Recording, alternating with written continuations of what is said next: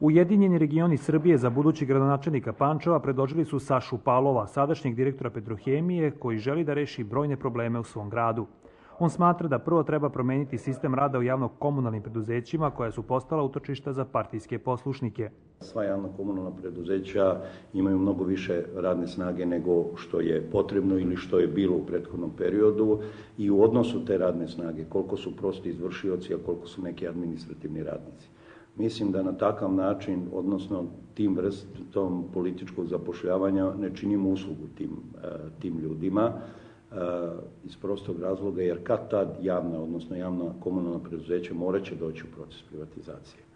Palov je istakao da je Pančevu umesto brojnih neuspešnih agencija za razvoj potrebno ekonomsko udruženje građana koje će činiti uspešni privrednici.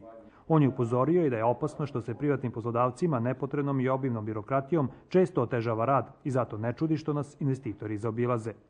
Ujedinjeni regioni Srbije će se zalagati za bogato društvo bogatih pojedinaca koji će uz neiskorišćenu infrastrukturu u gradu otvarati nova mala i srednja preduzeća u kojima će brojni nezaposleni Pančevci brže i lakše pronalaziti posao. Izgleda da mi smo sami.